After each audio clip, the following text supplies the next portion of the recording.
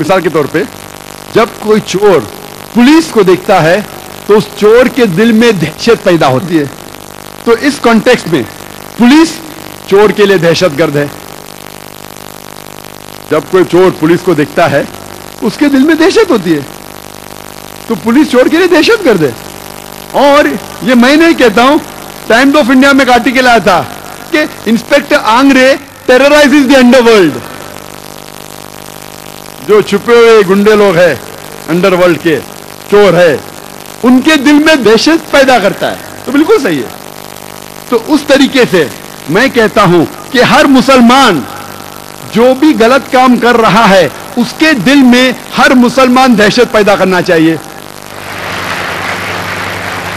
जब भी कोई चोर मुसलमान को देखता है, जब भी कोई रेपिस्ट बलात्कार करने वाला मुसलमान को देखता है, जब भी कोई गलत इंसान मुसलमान को देखता है, उसके दिल में दहशत पैदा होना चाहिए। इस कॉन्टेक्स्ट में मुसलमान गलत लोग के दिल में दहशत पैदा करना चाहिए, यह कहता है कुरान।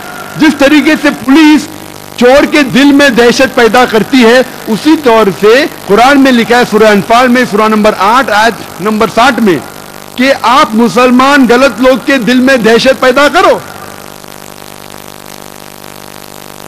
लेकिन मैं जानता हूं कि आमतौर पे दहशतगर्द उसे कहते हैं जो एक मासूम के दिल में दहशत पैदा करता है। उस तरीके से कोई भी मुसलमान एक भी मासूम इंसान के दिल में कभी भी दहशत नहीं पैदा करना चाहिए। अंग्रेज आजादी के बाद सबसे बड़ा दंगा फसाद जो हिंदुस्तान में हुआ वो था बाबरी मस्जिद का। बाबरी मस्जिद को सन 1980 के पहले कौन जानता था? मैं तो नहीं जानता था, कुछ लोग शायद जानते थे। आम हिंदुस्तानी जानता ही नहीं था बाबरी मस्जिद क्या है और राम जन्मभूमि की जगह क्या है। ना मुस्लिम जानता था ना हिंदू जानता था। आम मुसलमान जानता ही नहीं था, आम हिंदू जानता ही नहीं था, आम हिंदुस्तानी नहीं जानता था। लेकिन इसको एक पॉलिटिकल प्लॉय बनाया पॉलिटिशियन वोट बैंक के लिए। सुप्रीम कोर्ट ने ऑर्डर पास किया था कि इस डिस्प्यूटेड साइट पे, इस इख्तिलाफी जगह पे कोई नहीं आना चाहिए। उसके बावजूद 6 दिसंबर सन 1992 में 1992 में 6 दिसंबर में एक बड़ी गैदरिंग हुई उसी डिस्प्यूटेड साइट के ऊपर, बाबरी मस्जिद राम जन्मभूमि इश्यू की जगह पे। ऑर्डर था सुप्रीम कोर्ट का, सबसे हाईएस्ट अथॉरिटी इस मुल्क की, नो गैदरिंग। तो भी गैदरिंग हुई। कौन गैदरिंग किया? Opposite party of politicians, politicians in the opposite party. हुकूमत चाहती थी तो रोक सकती थी, आसानी है, पुलिस उसके पास है, हथियार था, आसानी, लेकिन नहीं रोका। क्यों नहीं रोका? ऑपोजिशन ने गैदरिंग की वोट बैंक के लिए, क्या मुझे वोट मिलेगा। पॉलिटिशियन जो पावर में थे, अगर मैं इनको रोकूंगा तो मेरा वोट बैंक जाएगा, तो जाने दिया, नो प्रॉब्लम, आ जाओ, पीछे के रास्ते से आओ। लेकिन टेलीविजन पे दिख रहा था सुप्रीम कोर्ट का ऑर्डर, नो गैदरिंग। उसके बाद क्या होता है? हजारों की तादाद में, 10,000 से ज्यादा, हजारों, tens of thousands of people, lakhs of people, लाखों लोग इकट्ठा हुए सब जगह से, त्रिशूल लेके बाबरी मस्जिद को शहीद करते। कोई भी अक्लमंद इंसान क्या त्रिशूल और तलवार से बाबरी मस्जिद नीचे आ सकती है? सैकड़ों साल से इतनी मजबूत इमारत आ सकती है? बोलते स्पॉन्टेनियस रिएक्शन था, प्लानिंग नहीं थी। टेलीविजन पे लाइव दिख रहा है, लाइव दिखा रहे, लाइव टेलीकास्ट, लाइव मैच होता है ना, वैसा लाइव दिखा रहे थे, कितने चैनल दिख रहा था। ऑपोजिशन के पॉलिटिशियन बैठे उधर, हुकूमत बैठे पुलिस के सामने, और बाबरी मस्जिद नीचे आती। कैसा? बाय डायनामाइट, दिख रहा है। और बोलते क्या स्पॉन्टेनियस रिएक्शन था? क्या स्पॉन्टेनियस? प्लानिंग थी। बम के जरिए बाबरी मस्जिद को शहीद किया जाता है। मुझे लगता है कि जॉर्ज बुश ने ये बाबरी मस्जिद डिमोलिशन को देख के उसको आइडिया आया होगा कि 9/11 न्यूयॉर्क ट्विन टावर को बम से गिराओ। —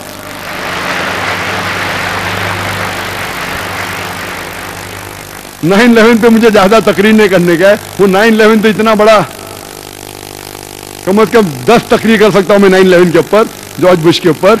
लेकिन मुझे लगता है उसको आइडिया मिली बाबरी मस्जिद से। जिस तरीके से बाबरी मस्जिद को बम से गिराया गया और कहा गया कि स्पॉन्टेनियस रिएक्शन था, उसी तरीके से बम से गिराया ट्विन टावर को और कहा गया कि प्लेन ने मारा। क्या तो इंशाल्लाह क्वेश्चन आंसर में टाइम लिया तो कहूंगा। क्या होता है?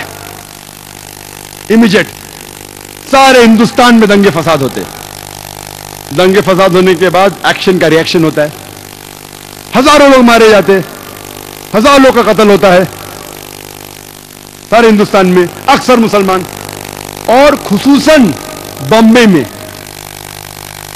बाबरी मस्जिद डिमोलिश की कौन जिम्मेदार? कोई भी आम आदमी जिसको थोड़ी सी अकल है वो कहेगा नंबर 1 रिस्पॉन्सिबल, सबसे ज्यादा जिम्मेदार ऑपोजिशन पॉलिटिशियन जिनने गैदरिंग की सुप्रीम कोर्ट के खिलाफ। नंबर 2 जिम्मेदार जो पॉलिटिशियंस पावर में थे, वो रोक सकते थे लेकिन नहीं रोका। क्यों?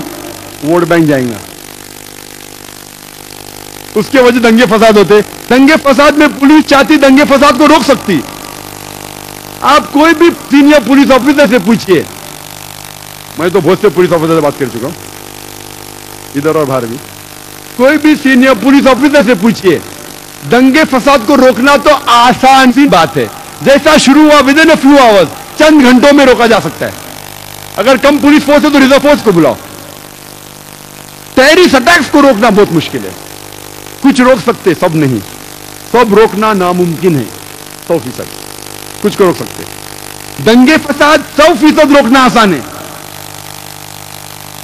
अगर पुलिस फोर्स चाहे तो, लेकिन जो पुलिस चाहती भी रोकना नहीं रोक सकती थी। क्यों?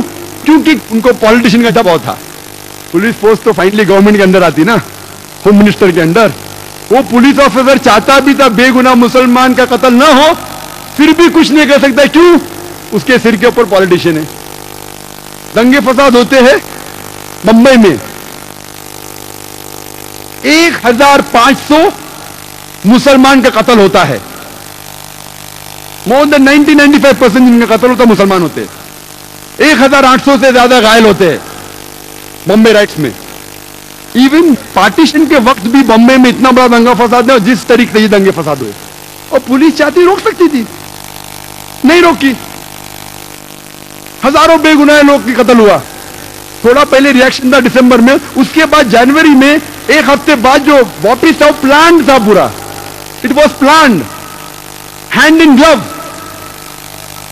कौन जिम्मेदार है दंगे फसाद का? वही लोग।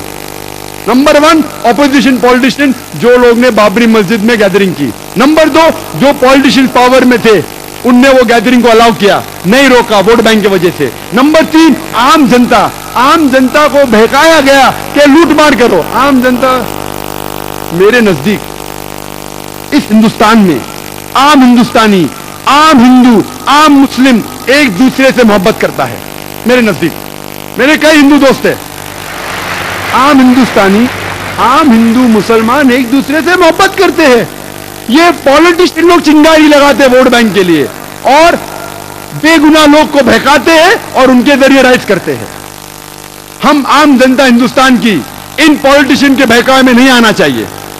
नंबर 3 रिस्पॉन्सिबल आम जनता, जो बेवकूफ बन जाती है। नंबर 4 पुलिस, जो रोक सकती थी नहीं रोकी। जो लोग रोकना चाहते थे भी नहीं रोक सकते। क्यों? उनका ट्रांसफर हो जाएगा। जब इतने मुसलमान मरे तो गवर्नमेंट सोचने लगी अभी वोट बैंक मुस्लिम की जाएंगी, बड़ी छोटी है, तो क्या की 1 जज कमीशन, श्री कृष्ण कमीशन को अपॉइंट किया। डरो मत, जो भी जिम्मेदार है वो गिरफ्तार होंगे। और कायम करते 1 जज कमीशन श्री B.N. कृष्ण को, श्री B.N. श्री कृष्ण को श्री कृष्णा कमीशन। और मुझे कहना पड़ेगा बिलाशुबा, ये जस्टिस श्री कृष्णा वो एक डिवाउट हिंदू है, हिंदू धर्म का पालन करते हैं, लेकिन साथ साथ वो एक जस्ट और अपराइट इंसान है।